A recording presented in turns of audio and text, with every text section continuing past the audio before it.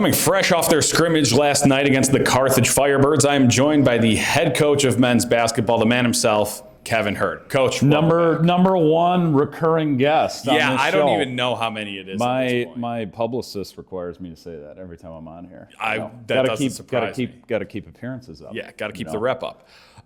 Coach, as I mentioned, brought in the Firebirds for a scrimmage yesterday.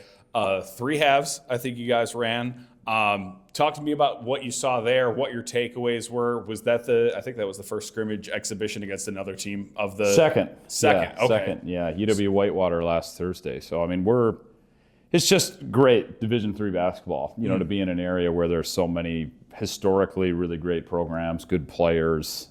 We don't have to go too far for really great competition. So yeah, starting with Whitewater last week, traveled over there. Yeah, I'd say it was the first scrimmage. Had a lot of learning moments, I'd say, for both teams, but you got to start somewhere. So good to get those out early in the season. 100%, yeah. And yesterday, Carthage is a preseason top 10 team in the country, and they have a lot of good players, good coach. I like Steve, their coach, a lot. Runs a really good program. And, they've brought in some talented guys. I'd say their model has been maybe a little bit more different than ours. They have a couple transfers on their roster that have really helped them and kind of elevated their program pretty quickly in the past couple of years. So to get great competition that early was a really, really good thing for us. So, and they're not too far down the road. So, about a half hour. So it was great for us. Always convenient when you just got to hop on 90, 94 and just right. Well, I heard there was a big accident yesterday, unfortunately, but luckily it didn't delay him getting here. So, but I just realized I didn't really say any basketball things there. You didn't. Yeah, so let's get to the fun stuff. Yeah, so, they did a really great job of testing us. I think they have 5 guys in their starting lineup that are all very skilled. So defensively, and just from a competitive standpoint, we had to be ready to go right away. And I think we did that. I think we challenged them. There was some high-level basketball going on. I like to feel like we have good players. They have good players. So for some stretches, guys were making plays, which makes the game fun. Luckily, I get a front row seat for that stuff. So, but they have some size. They have some skill. I like to think that we do too. So just overall, it was a pretty good scrimmage, but it wasn't without, some hiccups, early season basketball. But great test early. Of course, and at this point of the season, do you feel like the rotation? Are you still carving out what the rotation exactly is? What are the opportunities for the team at this point? Yeah, that's a great question. I think your team is always evolving. I don't want to say that before we play our first game and after 2 scrimmages, hey, this is our team. We're set. This is what we're going to do. Over the course of a season, you obviously want to be playing your best basketball at the end. So, but at the same time, we're working some guys back from some different things where, and I know we're going to get to some questions in a second, but we had some younger guys step up for us last year, and we have some experienced players that didn't play last season that played for us previously. So it's great to have a lot of competition internally, but I think guys were ready to play somebody else. So, it's good to get some scrimmages in and kind of see what we can do. For sure. And speaking of that internal competition, I think that's also being recognized externally now. You guys are receiving votes in the national poll, received the most first place votes in the NAC preseason poll. Somehow didn't come in first place, though. You can take that, cut that whichever way you want it, chip on your shoulder. Hey, finally getting the recognition we deserve. How much stock do you really put into preseason polls? Yeah, it's hard. You want your players to be recognized for their work, right? I think our guys work really hard, in the classroom, on the floor, so I want them to be recognized for that. But at the same time, it's coaches speak, it's coaches cliche, it's one day at a time. And in practice, if we're getting better, focusing on the things that we're supposed to do, we like our chances against anybody. So I tell our guys, we want to play anybody, anywhere, at any time. I love how our guys work. I think they're a good, connected group. I think they're about the right things. And when you got a group like that, it's just fun to watch them play. So I try not to put too much stock into it, but guys look at things, right? I can't, help them from doing that. So if they use it as motivation, great. But for us, it's just focusing on the things that we're supposed to do. For sure. And to start talking about the group of guys you have on this team, it's obvious there's only really one place you can start. That's with Mason. Returns as my eyes in the NAC Player of the Year, regardless of how the voting might have went down last season. Unbiased opinion? Yeah, no disrespect to Ryan Brockle. Completely unbiased over here. But to quote Michael Jordan, is his ceiling the roof? There's got to be no limits on this kid, right? we talked about guys that want to get in the gym and get better, and I mean, he's so driven to just be the best basketball player that he can be. I mean, on top of that, he's a 4.0 cumulative student, and he's going to be an orthopedic surgeon. So, he's definitely set his sights really high, not only athletically but personally. And so he understands that his college experience is a very finite time in his life, and so he's just extremely dedicated to getting better physically, mentally. Doing things on the court, doing things off the court, helping teammates. Like I can't, there's not enough good things that I can say about him. So as his senior year, like you can always get better from a leadership perspective. I think he's doing a great job of that, whether it's on the floor, leading by example, which has been pretty obvious, but also just vocally off the floor if he's not playing or practice, whatever, helping younger players. Like he's kind of taking everything in stride. So we're lucky to have him, definitely. For sure. And if I'm going to make a wrestling analogy, which I love to do here. And if Mason is the Jeff Hardy of this team, you're getting the Matt Hardy back with Mattis because he's doing the dirty work. He can kind of play, in my eyes, 1 through 5 at least. Nothing's going to limit him, at least guard 1 through 5 maybe. Right. Yeah. What has it been like getting him back from injury? Obviously missed him all of last season, but now he should be full go, ready to roll for you guys game 1? Yeah, well, I mean, he had an experience that you can't really simulate, right? He sat a whole year and was basically kind of a coach for us. For sure. So you get to see the game from a different angle and perspective, and I think that's helped him here in the early season.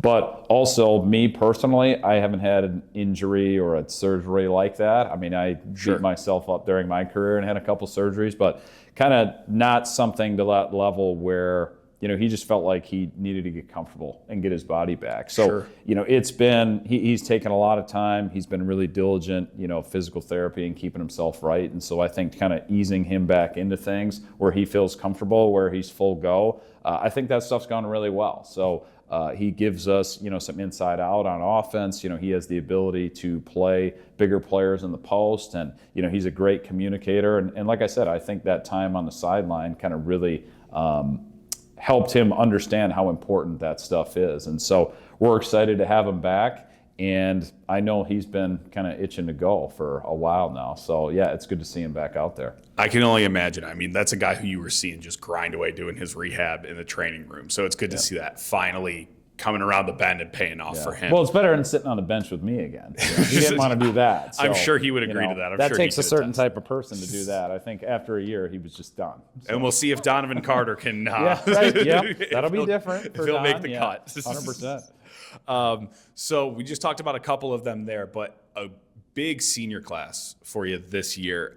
Kind of a complete 180 for you from when I first arrived, and how many freshmen, how many sophomores, and how young you guys are, to now you have, I don't know what the exact number, 8 seniors now. That's incredible. Talk to me about what that's like for you going through your growth as a coach and learning the X's and O's. And now it's like, all these guys have kind of grown right alongside me. Yeah, that's exactly what it is. As a coach, just me personally, you don't know everything, and I think I'm trying to remind our players, like, hey, you guys still don't know everything. Even though you've been around the block, and we're doing a lot of similar things in practice and running, the same stuff on both sides of the ball. Like, I was worried about boredom, frankly, for those guys doing the same things all the time. So just me personally.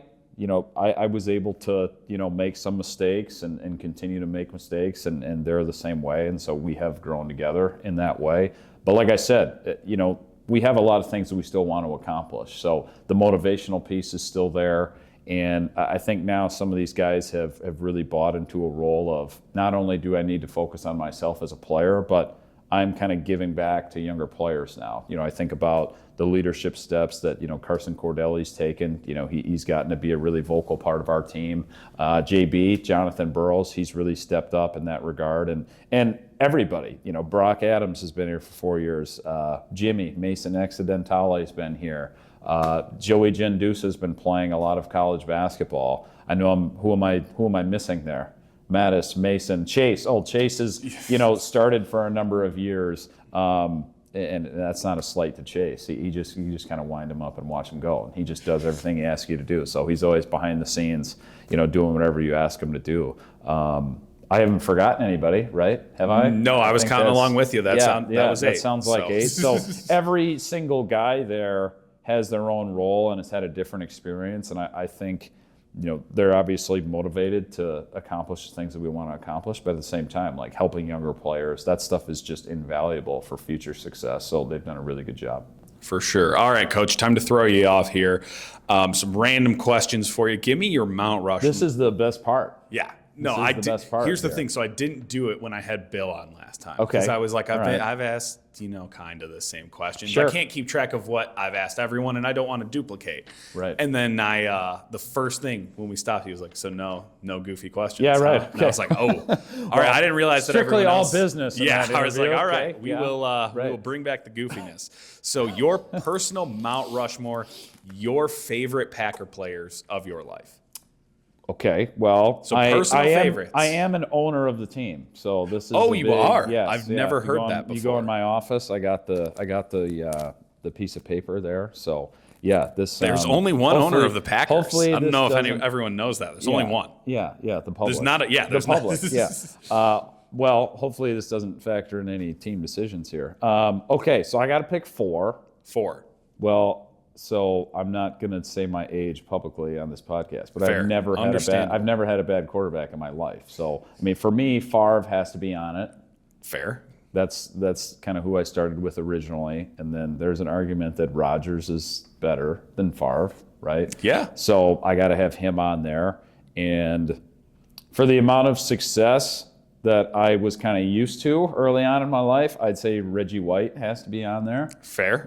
Probably the biggest free agent acquisition of the Packers. But if it's not him, then it's Charles Woodson, who I enjoyed watching. It's a good 4. A lot. So I know it's a very modern take on a 4 because you have Bart Starr and Bart Starr. You didn't watch Bart Starr Right, play. I know, but you don't get to 13 world championships without him. So it's hard. But, 13 world championships yeah. when there were like 6 teams in the league. Yeah. We're not, hey. yeah.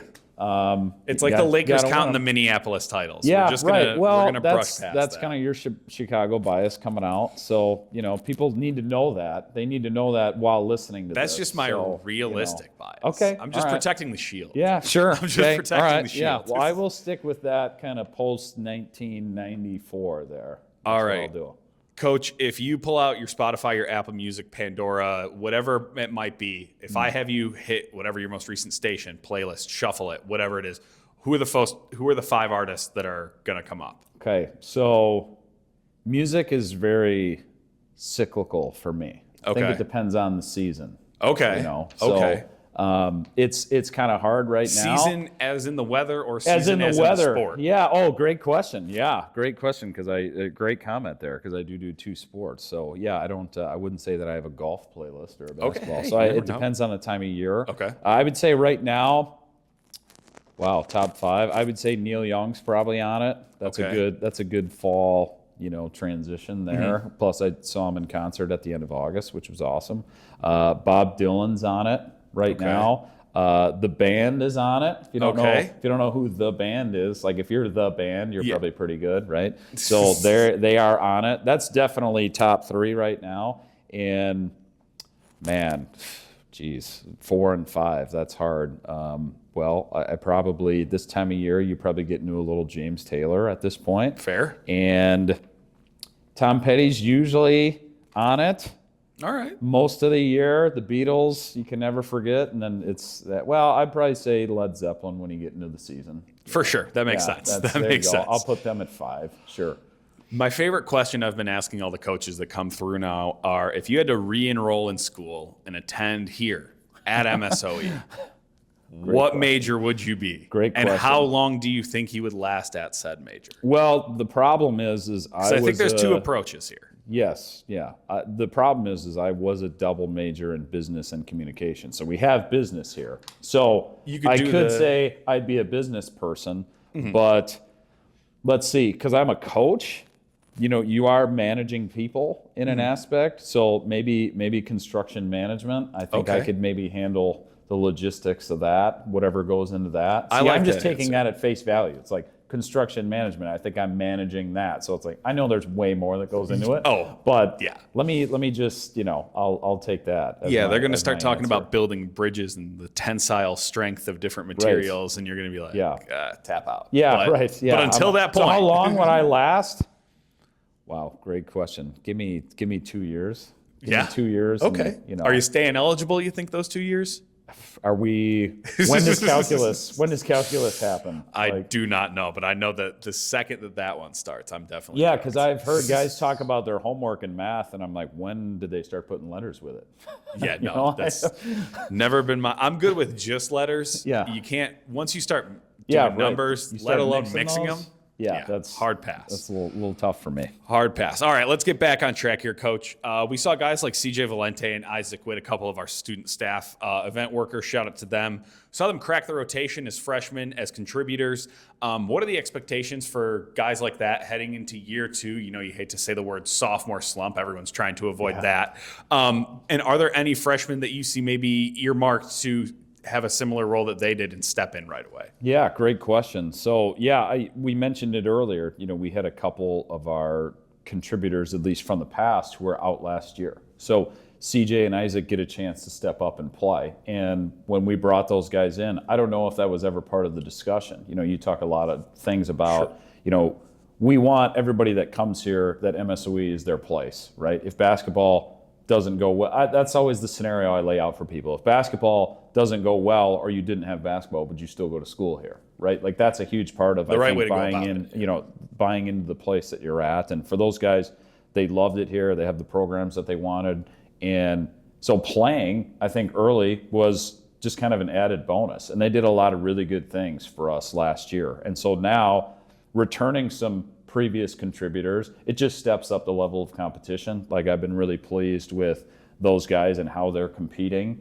And there's some, we have 2 other sophomores in that class, Chad Copland, Brady Gregg. Like they've learned from their first years what it takes to be a college basketball player. You were talking about if we'd have to make I hope our team shoots the lights out. This is great. That's a fun one because that completely threw you off. We'll see if you can bring it back. Yeah, well, that was a good coach's joke there, right? But so those guys, CJ, Isaac, Chad, Brady, like they're our sophomore class that they need to carry over what they learned from their first season here. Getting in the weight room, how do I handle class, homework, being a basketball player and still competing at a high level? And CJ and Isaac got the first opportunity with that. We obviously, want those other guys to try and compete right away. And then our freshman class, just a really good group that we like. We think they're all MSOE guys, and they're kind of from different regions that we're not kind of used to. Dubem Iguillo, he's from down by Atlanta.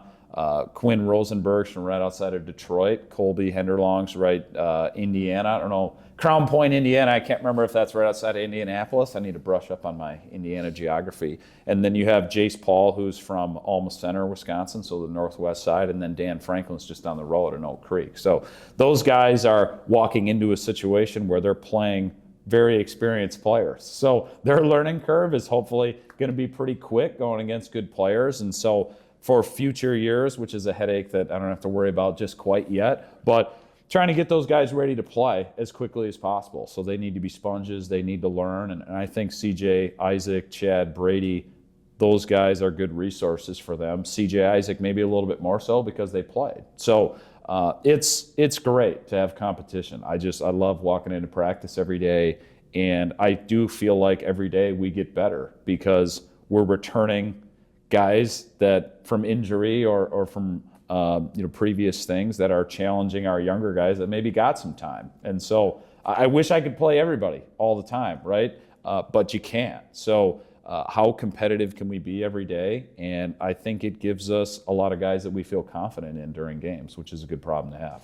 For sure. I mean, you have some teams in this conference that probably their rotation is going to be 8 men. You have 8 seniors. You got Ethan. You've got all the sophomores and freshmen you've just talked about. Like, that's a luxury for you. Yeah, we didn't even mention Ethan, right? And once again, that's not a slight to him. He's a one-man junior class, yeah, if I'm not mistaken. Yeah, so, he did a lot of really good things last year. And the guy who's transformed his body since he came here, right? Too. Yeah, looking like a lean, mean running machine. Yeah, right. So yeah, that's another guy that gives up some size and kind of a different dynamic, defensively on the interior. So.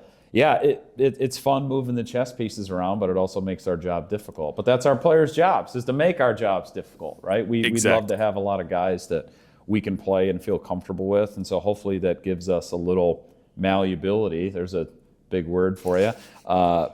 But hopefully it does give us some malleability against teams that, hey, if we feel like we need this, we can do this, or we need this, like we feel like we have the pieces. So that's a good spot to be in. For sure. And Coach, just basically a week away here from the season tipping off officially. Yeah. At this point now, it's just sharpening the knife, tightening the screws. It's got to be all those cliche words now before game one, right? Yeah. What's the mindset like? What is this last week of practice like? Yeah, it is tightening up some things we feel like didn't go well in both of our scrimmages, watching a lot of video, trying to learn as possible. And then you got to just get off to a fast start. So we play UW-Stevens Point at home, probably the most well-known, respected program in Division III for the past 25 years. But then, you think about, we have Elmhurst on the schedule, an extremely strong CCIW program. My alma mater, Carroll, they're a CCIW program. Lake Forest.